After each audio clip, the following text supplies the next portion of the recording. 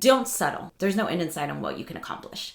Welcome to the Sharing Passion and Purpose podcast, a weekly podcast providing career and creative inspiration to help you build a purpose-filled life. If you're interested in tapping into your creative potential, pursuing a career with passion, and building on your biggest and best resource, yourself, please join me on this path. I'm your host, Nancy Moore, and I want you to know that I'm on this journey with you. So let's get started. Hi, everybody. I have a great person this week on the podcast. Her name is Lorena Rivas, and I know she is hardworking, she's determined, and she's smart and she's witty. She wears a lot of hats as she's a wife, a mother, and she's also a very successful immigration attorney. And in this podcast visit, she shares a little about her humble beginnings, coming from a very small town in Oklahoma. It's pretty close to where my husband grew up. I think she mentioned less than 50 people in the town, and growing up and having an interaction even at a young age, her family with an attorney and how that attorney was able to help her family. But she also talks about her growth of her business, and that was something that we dive into quite a bit because she is very successful, has received numerous accolades and awards, but prior to COVID, she was working 70 to 80 plus hours a week and really just burning the candle at both ends. And she was really close to burnout and was thinking about even other options and other opportunities. Well, COVID provided a time for her to personally reset and shift her focus a little bit and really kind of step out and look into her business and what she was doing. It also provided an opportunity for her to expand her business by utilizing social media. And that provided tremendous growth for her. And throughout this, she's been able to hire additional people. So she has a team with her shared vision. And she is at the point now where the business is ranked by Inc. magazine now as 31st in the region for growth in the Southwest region. And so she is growing by leaps and bounds. She also recently purchased a building, so that's going to be their new headquarters, and she's going to be able to offer a lot of other really cool services and different things that will really make an impact here in Tulsa and beyond. But she shares about her process in going through and even earning her Juris Doctorate degree, and a little bit more about her business and how the growth that she's experiencing is able to help her get reestablished in her business and her brand. She's starting to do more consulting for other attorneys who are also wanting to build business, but she is not afraid to dream big, and you're going to hear about that in the podcast. So I look forward to sharing this with you, and I hope that you enjoy my visit with Lorena. You have such an impressive background that I didn't even realize, because you are so humble, and we sit at games and you know, of course, we're kind of zoned in and looking at our kids, but you have a lot of amazing things that you're doing and have done.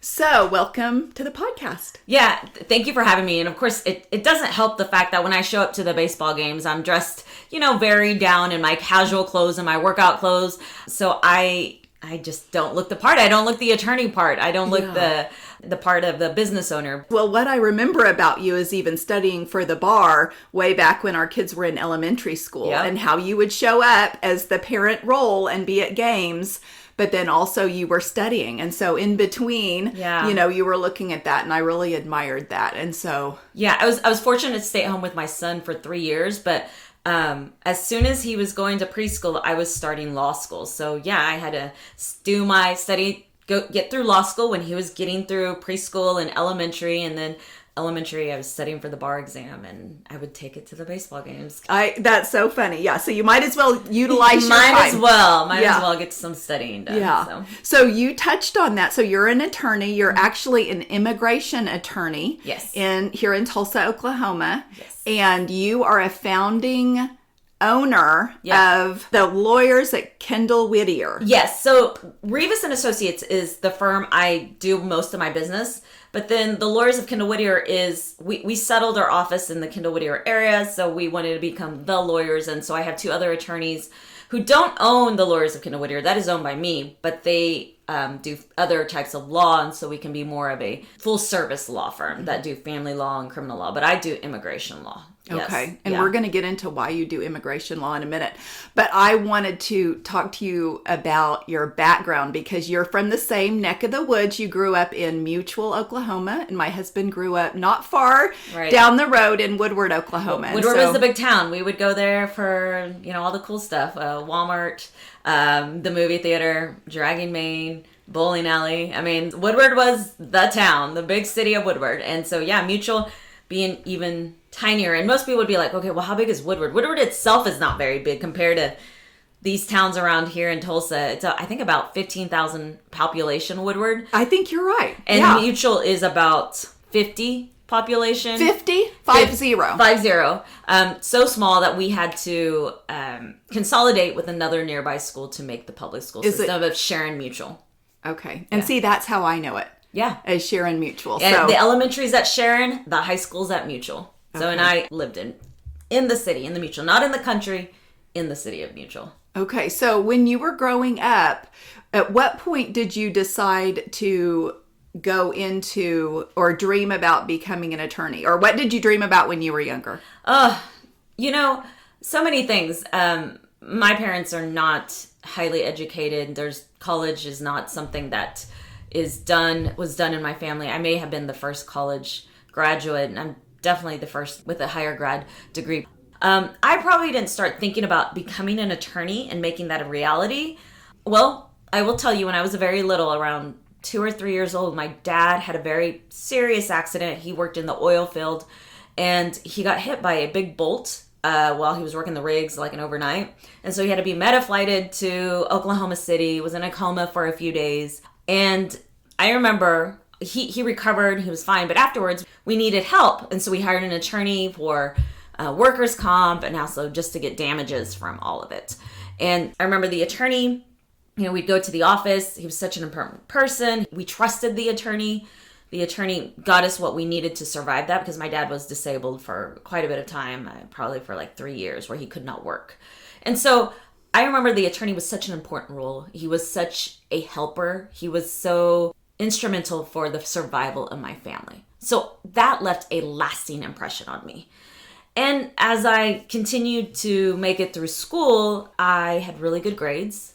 And the teachers, albeit we were a very small school, we didn't have the type of classes that larger schools had, the electives, but my teacher saw something in me and knew that I for sure had to go to college, and then decided I didn't want to just go to college. I wanted to continue my education and get some more professional degree, because it was probably a toss-up between being a school teacher and becoming an attorney. And I was a good writer. I was, like I said, a good student. And the teachers, I really attribute a lot to my teachers who really pushed me and guided me to take the ACT, to apply for jobs, apply for scholarships, and be well-rounded enough to be a really good candidate for college and to provide me a full ride. It's kind of how I've gotten across all my schools. I get full rides for everywhere. I also knew that I probably couldn't go too far from my family, because we are close. They live in Northwest Oklahoma and Mutual still. And so I was like, okay, where can I go, but where can I not go too far? So I went to Shawnee, St. Gregory's University. Unfortunately, it's not around anymore. But to me, it was a bigger school. It was, it was big compared to Mutual, Sharon Mutual. And then at the University of Tulsa, I didn't get a complete full ride, but I got a pretty good. Leaving law school with only about $10,000 worth of debt is a pretty good deal. Oh yeah, that you can count yourself. You got it, girl. Yeah. So, but that's kind of where kind of where guided me. Now, I didn't have a choice to go to TU. I knew I was going to go to TU because this is where we had lived. By then, I already had a son, as I previously mentioned. So I was going to go to the school where we lived, and my husband had a job to provide for us. So in between, while I was 3 years stay at home with my son, I was able to get a master's degree from Fort Hays State University. We had a 1 year and a half stint in Hays, Kansas. So while I was there, because I cannot just sit still, I cannot just I have to always be doing something. I got my master's degree in justice studies. And again, that being a public school, it was also not in debt, but it was something just to keep me busy and to keep on learning. So Hays was before the University of Tulsa. Mm-hmm. So then when you decided to attend TU, their School of Law, which is an outstanding program, I read that you did not initially decide to go into immigration law. So you were interested in becoming an attorney. Yes. And you started out law school. So walk us through that. Tell us a little about that. Yeah, I did not want to become an immigration attorney because to me it was like, well, of course, anybody who speaks Spanish from immigrant background, it's almost like you are boxed into that role as an immigration attorney. So I didn't want to do that. In fact, as in college, I was an intern at a district attorney's office. So I found that kind of neat. I wanted to be a government attorney. I wanted to work somewhere in the government. In law school, I was a good writer. My article was chosen for publication at the Tulsa Law Review. So I thought I could be a law clerk, so I could write opinions for judges. Well, none of those panned out, but also it was okay because at the University of Tulsa, I was able to participate in the Immigrant Rights Clinic where we represented immigrants in their process to get status. And it was a really good fit for me because I spoke Spanish and most of the clients spoke Spanish. And I realized then and there, this is where I'm needed. This is where I can really help out. This is such an important part for immigrants. This changes their lives. So I can be part of that. This is where I'm needed. Also, this is where I can make a living really good in a business. I can thrive because I speak the language.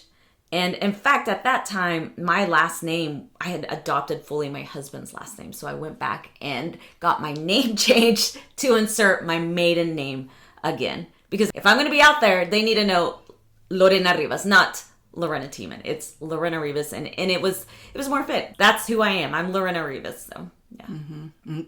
Okay. Yeah. So I am wondering, you have done so much up to this point, and I'm wondering what has allowed you to do that. And you may personally just be such a hard worker and have a strong work ethic, but I was curious, sometimes people have a certain superpower that is their thing. Yeah. So do you have something that you would consider your own superpower? I think my biggest superpower, and this is something I've thought about a lot more, I love organizing. I'm intelligent. I'm a hard worker. But I think my superpower is the ability to connect with people, rally the troops, whether that's rallying clients to come and choose me as their attorney or rallying my team to adopt this idea, adopt this vision so we can work together. I think that's what it is. I connect with people, so I connect with my team, I connect with my clients. That's my superpower. I do like organizing, and I obviously got a decent brain on my head here to allow me to be smart, to be able to write and do the legalese. But now as a business person, because for the longest time I was a lawyer instead of a businesswoman, now I'm a businesswoman over a lawyer. It allowed me, like I said, to make that transition to realize this is my role. Yes. In fact, right now I don't do much lawyering. I do more of the business aspect of everything. So okay, I want to talk about that too. So that's interesting because you are an attorney, but you have to be a smart business person to have your firm do well and be successful. There are people underneath you and people that, you know, have got to support their families as well. Yeah. And when I was looking up some information about you, I feel like are everywhere. Yes. You have. So I wanted you to kind of talk about the business side and the marketing side because it looks like you truly enjoyed that side of it as well. I do.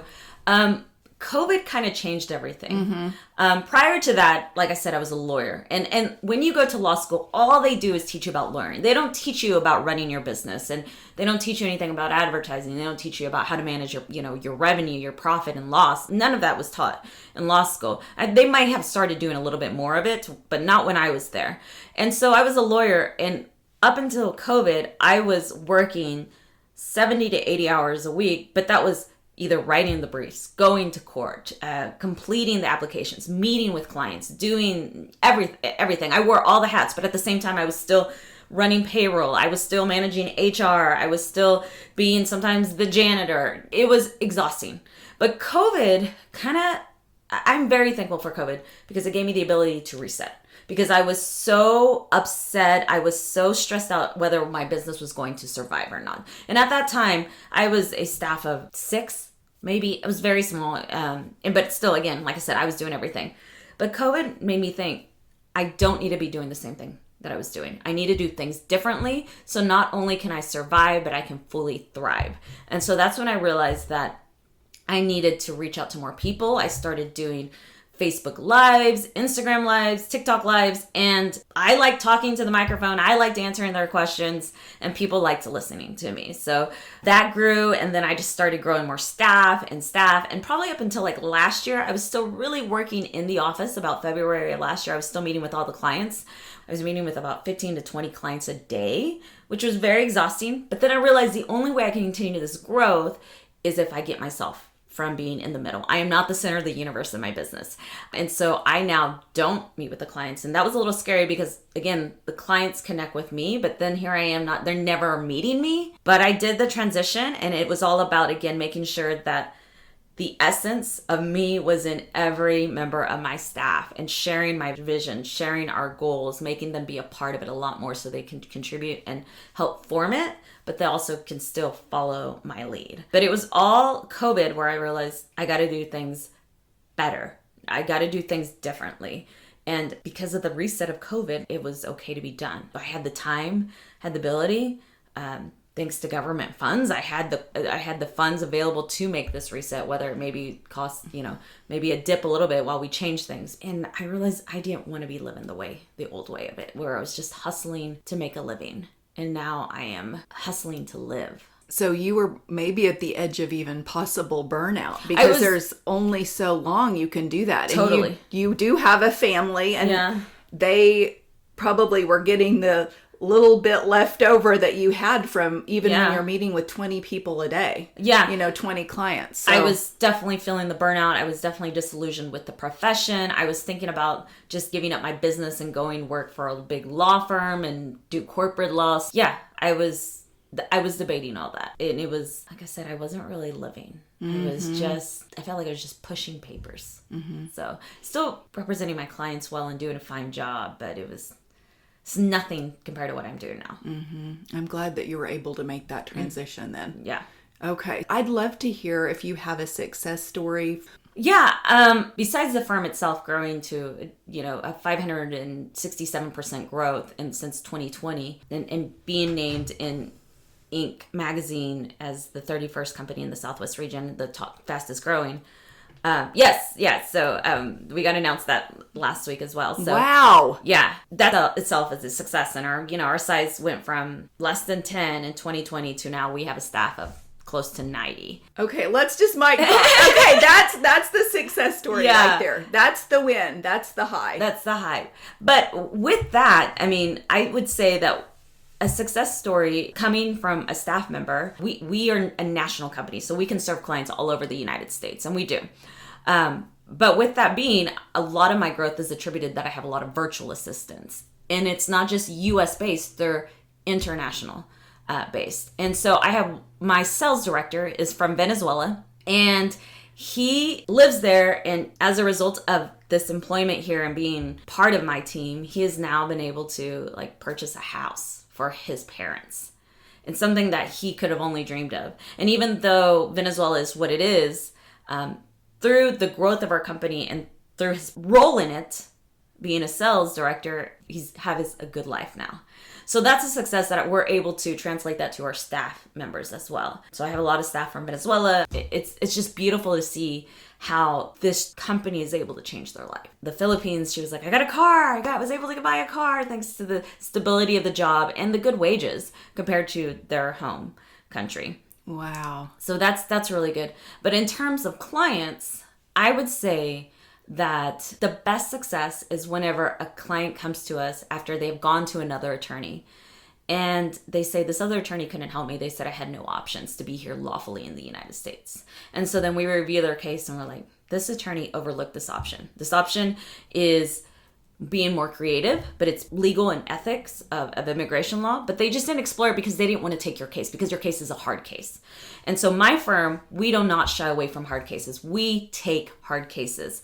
And so the beauty of it is whenever we are able to celebrate the win with them and be like thankful and grateful to the client for trusting us with them, their life, with their future. It's about rallying the team a lot, right? So we have what's called an Awesome Possum channel on our Slack channel, and where we shout out our teammates, we shout out our team, we shout out our clients when they do something amazing. And so it's just vibrating. The positivity just vibrates. And so it's just wonderful when it vibrates with our clients too as well. And they come to our office and they're able to celebrate getting their work authorization card or their lawful permanent residence or their naturalization. So when they come in, we celebrate them, they ring our victory bell, and yeah, it's pretty amazing. You have a victory bell? We have a victory bell, yeah. Wow. Yes.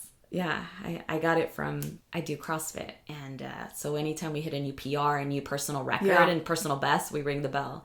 And so we let our clients, we have a new personal record. So I love that you incorporated that. There's probably not another bell in another attorney's office I don't think anywhere. So. Yeah. I don't know. It's really cool. And the clients it's funny. They're like, I can't wait until I can go ring the bell that's right. There you go. You can't either. Yeah. Because even though we are the firm that helps them, we're not the hero of the story. They are the hero. The clients are the hero because they have decided to take the choice of coming to the United States, maybe making that long, hard journey, but then surviving here, being able to take the risk of going to an attorney to pay for us, our services, to trust us. And they win. They win that. So they deserve it. Yeah. Mm-hmm. That's neat that you've put that on them. Yeah, that's great. Okay, so I know you are very busy, and it is, you talked about maybe getting to the point where you were at the burnout point. Yeah. And now you have stepped back from that. You've refocused. You're loving your job and your life probably more than ever. You're settled into probably your rhythm. And I'm wondering about self-care and what you do for yourself for self-care. It's different for everybody. So I like to find out what it is for you. Yeah. So mine is, I'm a CrossFit junkie. I am obsessed with CrossFit. So I wake up at 5 a.m. every morning and I go to the gym, and where I work out for 2 hours. And CrossFit is such an intense workout, and it's very hard, and it can be very discouraging. But the wonderful thing about CrossFit is that you are surrounded by a community that will encourage you at all levels, and they will cheer you on like you were just like the best of the best. And so that has been my ritual. Wake up, go to the gym, work out, and then I have a group up there, a group of moms, a group of friends there. We just sit there and just talk about life, talk about our kids. We just talk about, maybe sometimes complain, let things out. Mm-hmm. We work out, we sweat it out. We are competitive with each other, but then we cheer each other on so much. That is my self-care. It's like what I liken it to, like a lot of people that like wake up and they go to the coffee shop and have their coffee with their friends there. This is me having my coffee with my friends. So CrossFit has allowed me to have my group of support, but also my group that continues to push me, because that's the one thing about CrossFit is that you will never settle for what you are right there. You continuously want to be better at something because you realize that there is no end in sight. And it translates to my business because I'm like, yeah, we did great. We hit this, profit line. We helped this many people, but you know what? We can do more. So whether that's a good thing or a bad thing, I think it's a good thing because it's like, don't settle. There's no end in sight on what you can accomplish. And so that is my self-care.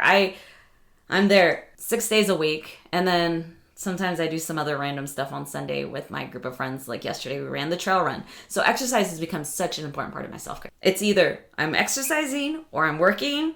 And then when I'm not doing that, I am vegging out sometimes. I was going to say, you're at baseball. Yeah, baseball games or vegging out watching Netflix. So, and occasionally not reading, but listening to audiobooks. So, yeah. Okay.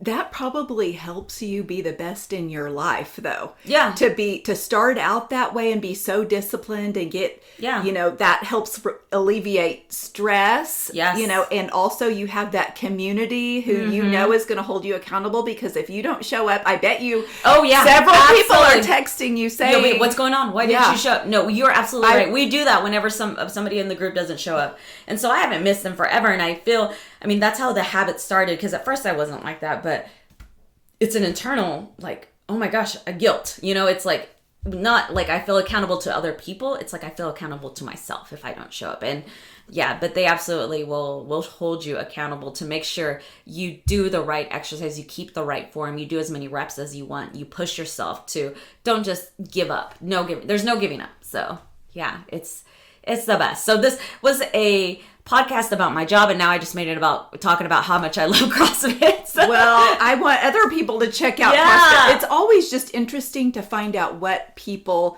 enjoy doing, and it sounds like that's self-care, a hobby, your stress release, plus friendship, camaraderie. There's a lot that is encapsulated with your CrossFit. So I'm glad you shared that with me.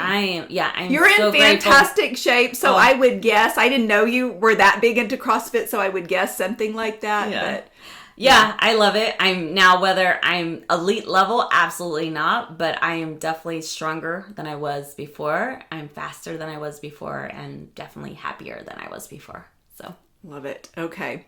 So the last thing that I thought I'd wrap up with is about your purpose in your life. And if you feel like at this point in your life, you are living your purpose.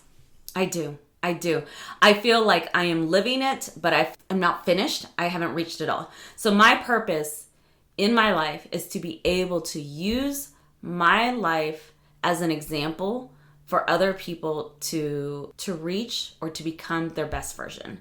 And whether that is using myself as an example, but also I need to help people become their best version of themselves. And whether that is in my work, getting people to get status so they can have that security and be a full member of the community here, or I have other dreams. I want to help the children of immigrants that can go to college. I want them to be able to really be living what we call the American dream, or what we aspire for the American dream.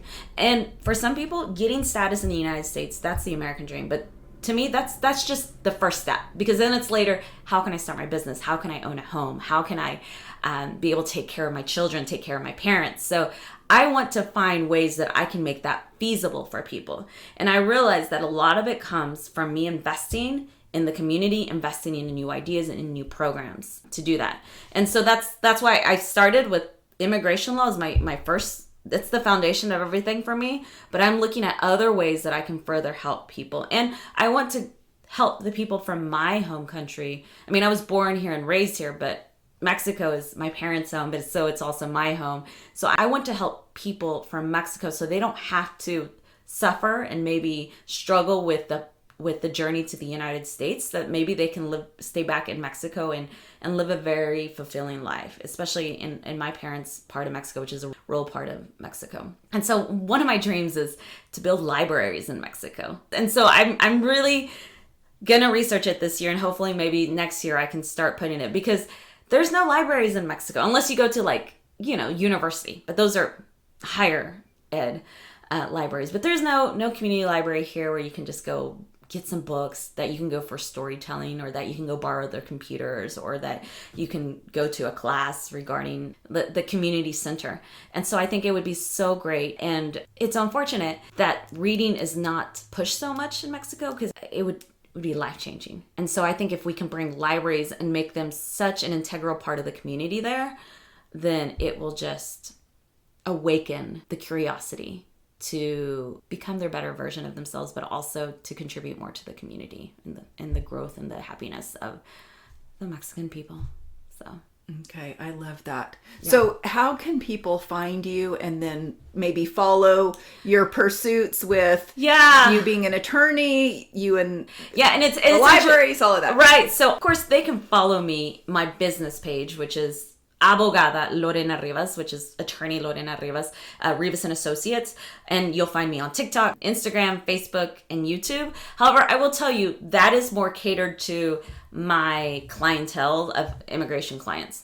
I am in the process of trying to rebrand myself. Thanks to my growth and thanks to being able to do things, I kind of have coached other attorneys to try to get their businesses going as well. So I'm creating that side of my brand. So if you find that page, my business page, eventually you'll see I will post about my personal page. So I need to grow that. And that's all these big ideas are happening this year, and I need to do that. But yeah, I'll have to have you come back and we'll talk about all of that too. Hopefully I will get that down. So no, I know you will. Yeah.